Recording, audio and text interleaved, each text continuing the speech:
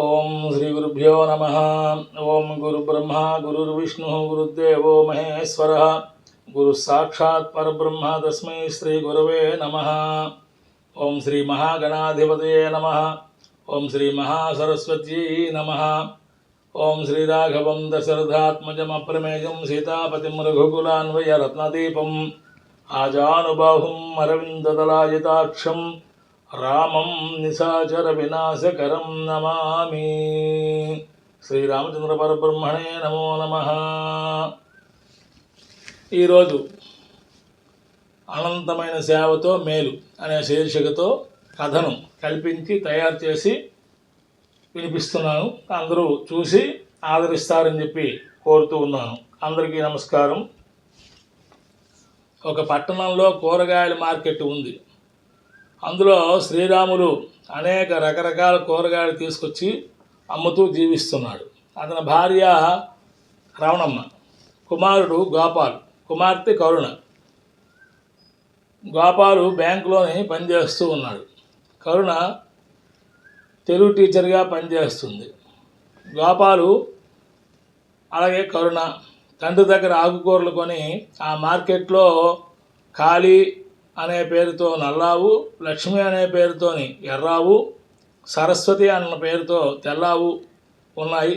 ఈ మూడింటికి తోటకూర, గోంగూర, కొత్తిమీర ఈ కూరలన్నీ తినిపించి ఆనందించేవారు. ఆ మూడు ఆవులు వాటి యజమానులు వాటిని పెంచడానికి శక్తి లేక విడిచిపెట్టారు. అవి మార్కెట్లోనే తిరుగుతూ బ్రతుకుతున్నాయి. గోపాలు, కరుణ సెలవు రోజుల్లో మార్కెట్లోకి వచ్చినప్పుడు ఈ ఆవులు మూడు వెళ్ళి గోపాల్ని, కరుణని నాకుతూ దగ్గరకు చేరుతాయి. వాళ్ళు కూడా వాటి గంగడోలు మెడ కింద భాగం దువ్వుతూ వాటికి నమస్కరిస్తూ వాటి ఆశీస్సులు అందుకుంటూ ఉంటారు. ఒక్కొక్కసారి కూరలు పట్టుకుని ఖాళీ అని పిలిస్తే లక్ష్మీ సరస్వతులు అలుగుతాయి. సరస్వతి అని పిలిస్తే కాళీ లక్ష్మి అలుగుతాయి. సరస్వతి అని ముందు పిలిస్తే కాళీ లక్ష్మి అలుగుతాయి. ఈ ప్రకారంగా వాటికి అలకలు ఉండేవి. ఆ సందర్భంలో వాటిని ఈ గోపాలు, కరుణ బుజ్జగిస్తూ వాటి గడ్డితో తుడుస్తూ ఈ కూరలు అనేవి తినిపిస్తూ ఉండేవారు. అదొక సరదాగా వేడుకగా జరిగేది. ఖాళీ రోజుల్లోని వాటికి కడిగి శుభ్రపరిచి పసుపు కుంకుమ అలంకరించి పూలదండలు వేసి పూజించేవారు. వారు లేనప్పుడు తండ్రి అయిన శ్రీరాములు అలాగే తల్లి అయినటువంటి రమణ ఆ యొక్క కూరలు తినిపించేవారు. వాళ్ళు ప్రతిరోజు కూడా గకార పంచకాన్ని పాటించేవారు. అనగా గంగా గంగేతు యో బ్రూయాత్ యో జనానాం శతైరపి ముచ్యతే సర్వపాపేభ్య విష్ణులోకం సగచ్చతి అని చెప్పి స్నానం చేసేవారు. గురు బ్రహ్మ గురుర్విష్ణు గురుదేవో మహేశ్వర గురు సాక్షాత్ పరబ్రహ్మ తస్మై శ్రీ గురవే నమ అని గురువులను పూజించడం, సేవించడం చేసేవారు. శుక్లాంబరధరం విష్ణుం శశివర్ణం చతుర్భుజం ప్రసన్నవదనం ధ్యాయేత్ సర్వవిఘ్నోపశాంతయే అగజానన పద్మార్కం గజానన మహర్నిషం అనేకదంతం భక్తానాం ఏకదంతముపాస్మహే అని చెప్పి గణపతిని పూజించేవారు. ఎత్ర యోగీశ్వర కృష్ణో ఎత్ర పార్థో ధనుర్ధర తత్ర శ్రీ విజయోర్భూతి ధ్రువాణీతి మదిర్మమ అని చెప్పి ఆ గీతాపారాయణం చేసేవారు. గావోమే అగ్రతస్సంతు గావోమే సంతు పృష్ఠతః గావోమే హృదయే సంతు గవాం మధ్యే వసామ్యహం అని చెప్పి నమస్కరిస్తూ ఈ ధ్యాన శ్లోకం చేస్తూ ఉండేవారు.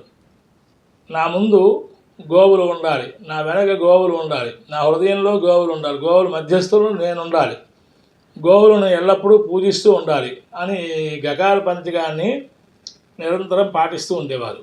చాలా రోజుల నుండి వారి అనుబంధం ఆ ఆవులకి వీరికి కూడా ఆ బంధం అనేది నడుస్తూ ఉంది.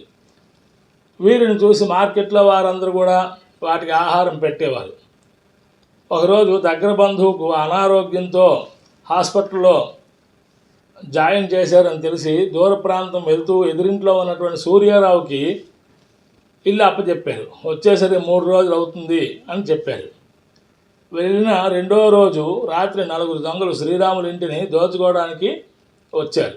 ఇంట్లో ప్రవేశించి డబ్బులు బంగారము మూటగట్టి బయలుదేరడానికి సిద్ధపడ్డారు. అంతకుముందే వారిని గమనిస్తున్నటువంటి ఆవులు ఆ రాత్రి ఆ ప్రమాదాన్ని పసిగట్టాయి. ఈ 3 ఆవులు తమ యజమానులైనటువంటి వారికి కాపాడాలి అనుకున్నాయి, రక్షించాలనుకున్నాయి. అక్కడ చేరాయి. కాళీలక్ష్మి అనే ఆవులు ఆ దొంగలకి కొమ్ములతో పొడుస్తూ బెదిరించాయి ఎటు వెళ్ళిపోకుండా. సరస్వతి వెళ్ళి సూర్యారావుని తలుపు కొట్టి తీసుకొని వచ్చింది. సూర్యారావు జరుగుతున్నది తెలుసుకొని మరికొంతమందిని వెంట పెట్టుకొని వచ్చి దొంగల్ని పట్టుకున్నాడు. తీరా చూసేసరికి ఆ 4 దొంగలు తెలిసిన వాళ్ళే.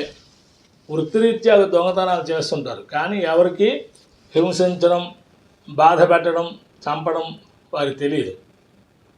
ఆ విషయం సూర్యారావుకి అక్కడ ఉన్న వారందరికీ వారు తెలుసును. కనుక వారిని దయతలిచి విడిచిపెట్టేశారు.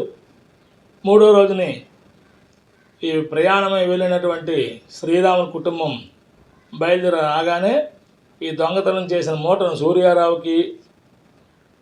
సూర్యారావు తదితరులు శ్రీరాములకి అప్పచెప్పారు. అప్పచెప్పి జరిగిన సంఘటనని తెలియజేశారు. శ్రీరాములు భార్య రావణమ్మ, అలాగే గోపాలు, కరుణ సూర్యారావుకి తదితర అందరికి కూడా కృతజ్ఞతలు తెలియజేశారు. అలాగే లక్ష్మీ, సరస్వతి, కాళీ అనే పేర్లతో పిలువబడుతున్న ఆవులకు కృతజ్ఞతలు తెలియజేసి పూజించి శతకోటి వందనాలు సమర్పించారు. అందరికీ నమస్కారం. ఈ కథలో ఉండే నీతి: ఆవులను పెంచండి, పూజించండి. ఆవులను పూజిస్తే సర్వదేవతలకు పూజించిన ఫలితం లభిస్తుంది. స్వస్తి. భారత్ మాతాకి జై.